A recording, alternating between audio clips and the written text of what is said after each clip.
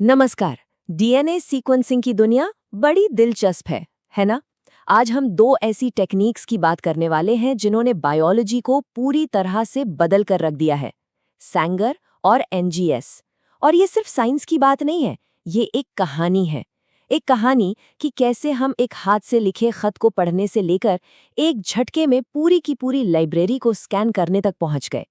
जरा सोचिए, अगर किसी को एक चॉइस दी जाए कि वो एक खूबसूरत हाथ से लिखा हुआ सेंटेंस पढ़ेगा या फिर एक बटन दबाकर पूरी की पूरी लाइब्रेरी ही स्कैन कर लेगा। सुनने में ये सवाल बड़ा सिंपल लगता है, लेकिन यकीन मानिए, इन दो जबरदस्त सीक्वेंसिंग मेथड्स के बीच का जो फर्क है ना, वो इसी एक सवाल में छिपा है। तो ठीक है, चलिए शुरू करते हैं ओरिजिनल टेक्निक से। वो टेक्निक जिसे आज भी गोल्ड स्टैंडर्ड माना जाता है, यानी सैंगर सीक्वेंसिंग। ये बात है 1977 की, जब सैंगर सीक्वेंसिंग को बनाया गया था। ये एक कमाल का सटीक तरीका है जो एक बार में डीएनए के सिर्फ एक टुकड़े को पढ़ता है। अब इससे कोई मामूली टेक्निक समझने की गलती मत करना। ये वही मेथड है जिसकी वजह से ह्यूमन जीनोम प्रोजेक्ट मुमकिन हो पाया। पहली बार हमें अपने ही जेनेटिक ब्लूप्रिंट को पढ़ने का मौका मिला, वो इसी की वजह से।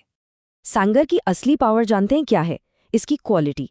ये 900 बेस पेयर तक के लंबे हाई क्वालिटी रीड्स दे सकता है, मतलब डीएनए के लंबे बिना टूटे हुए हिस्से।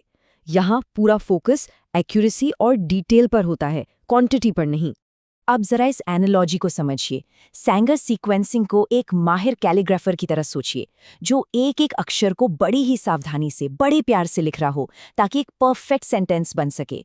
हाँ, ये प्रोसेस धीमा जरूर हो सकता है, लेकिन जो रिजल्ट आता है ना, वो एकदम परफेक्ट, लगभग बेदाग होता है। तो सवाल ये है कि सैंगर का इस्तेमाल कहाँ होता है? देखिए, ये बहुत ज्यादा एक्यूरेट है। तो अगर कहीं छोटे लेवल पर कुछ वेरीफाई करना हो, तो ये बेस्ट है। मान लीजिए किसी को सिर्फ एक म्यूटेशन कंफर्म करना है, या फिर प्लाज्मिड जैसे डीएनए के छोटे छोटे टुकड़ों को सीक्वेंस करना है, तो आज भी सैंगर ही गोल्ड स्टैंडर्ड है। चलिए, अब बात करते हैं इसके रेवोल्यूशनरी सक्सेसर की। अगर सैंगर एक माहिर आर्टिस्ट है, तो नेक्स्ट जनरेशन सीक्वेंसिंग या एनजीएस एक इंडस्ट्रियल पावर हाउस है, एक महाशक्ति।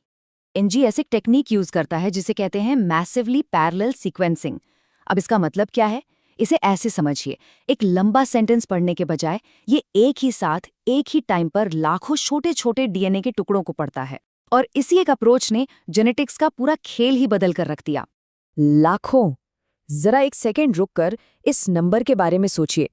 हम कहाँ एक टुकड़े को बड़ी मेहनत से पढ़ रहे थे, और कहाँ अब एक ही बार में लाखों टुकड़ों को एनालाइज कर रहे हैं। ये सिर्फ एक इम्प्रूवमेंट नहीं है, ये एक क्रांति है, एक रेवोल्यूशन। और हमारी जो एनोलॉजी थी, वो यहाँ भी एकदम फिट बैठती है। अगर सैंगर एक कैलीग्राफर है, तो एनजीएस एक बहुत बड़ी इंडस्ट्रियल प्रिंटिंग प्रेस है, जो धड़ाधड़ बड़े पैमाने पर जानकारी छापे जा रही है। स्पीड का फर्क जानना है तो सुनिए। जब सैंगर टेक्निक से पहला ह्यूमन जीनोम सीक्वेंस किया गया था, तो उसमें 10 साल से ज्यादा लगे थे और अरबों डॉलर खर्च हुए थे। आज एनजीएस के साथ वही काम सिर्फ एक दिन में और कुछ $100 में हो जाता है।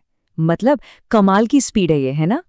तो अब जब हम दोनों के बारे में जान गए हैं, तो क्यों नहीं इन्हें आमने सामने रखकर कंपेयर किया जाए, देखते हैं कि कौन कहाँ खड़ा है। सवाल यही है कि असल में ये एक दूसरे के मुकाबले कैसे हैं, कौन किसमें बेहतर है। चलिए जरा इस टेबल को देखते हैं। सबसे पहले थ्रूपुट, मतलब एक बार में कितना डेटा मिल सकता है। इसमें तो एनजीएस साफ साफ विनर है। फिर आती है डिस्कवरी पावर। सैंगर सिर्फ वही चीजें ढूंढ सकता है जिसके बारे में हमें पहले से पता हो, लेकिन एनजीएस वो बिल्कुल नए अनजान वेरिएंट्स भी खोज सकता है। सेंसिटिविटी की बात करें, मतलब ये कितने रेयर वेरिएशन का पता लगा सकता है, तो यहाँ भी एनजीएस ही बेहतर है। और आखिर में कॉस्ट, एनजीएस पर बेस्ड बहुत ही ज्यादा सस्ता पड़ता है। ये चार्ट तो सारी कहानी खुद ही कह रहा है। थ्रूपुट का फर्क देखिए, सैंगर का बार तो दिख भी नहीं रहा और एनजीएस का बार चार्ट के भी बाहर जा रहा है। इसी को कहते हैं स्केल की पावर। और ये रहा दूसरा बड़ा फर्क, कॉस्ट। सैंगर की पर बेस कॉस्ट बहुत ज्यादा है, जबकि एनजीएस ने इसे इतना इतना कम कर दिया है कि आज बड़े पैमाने पर जीनोमिक्स करना मुमकिन हो पाया है। तो चलिए अब टेक्निकल डिटेल्स से हटकर प्रैक्टिकल बातों पर आते हैं। एक रिसर्चर ये कैसे तय करता है कि इन दोनों में से कौन सा टूल इस्तेमाल करना है? तो एक रिसर्चर ये फैसला कैसे लेता है? ये सब इस बात पे डिपेंड करता है कि गोल क्या है। क्या उसे भूसे के ढेर में एक सुई ढूंढनी है या फिर पूरे भूसे के ढेर का ही नक्शा बनाना है? और यहाँ सब कुछ एकदम क्लियर हो जाता है। सैंगर है प्रिसिजन के लिए, मतलब सटीकता के लिए। एक जीन चेक करना हो या कोई खास म्यूटेशन वेरीफाई करना हो, एक दो सैंपल्स के लिए ये सस्ता भी पड़ता है। वहीं NGS है स्केल के लिए। कोई नया वायरस खोजना हो, कैंसर के रेयर म्यूटेशंस पहचानने हो या फिर पूरा का पूरा एक्सोम ही सीक्वेंस करना हो। तो आखिर में ये सैंगर वर्सेस NGS का मामला है ही नहीं। अब टाइम है ये समझने का कि ये दोनों असल में एक साथ कैसे काम करते हैं। ये एक दूसरे के कॉम्पिटिटर नहीं हैं, ये पार्टनर हैं। NGS बड़ी बड़ी खोज करता है, समझ लीजिए ये हमें पूरा जंगल दिखाता है, और फिर सैंगर उस खोज को कंफर्म करता है, ये पक्का करता है कि हम सही पेड़ को ही देख रहे हैं। एक हमें ढेर सारा डेटा देता है तो दूसरा हमें लेजर फोकस्ड एक्यूरेसी, और दोनों मिलकर मॉडर्न बायोलॉजी की रीढ़ की हड्डी हैं।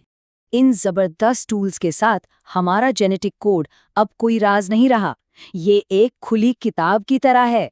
अब सवाल ये नहीं है कि क्या हम इसे पढ़ सकते हैं, सवाल ये है कि हम अगला चैप्टर कौन सा पढ़ने वाले हैं। हमारे साथ इस सफर में जुड़ने के लिए शुक्रिया।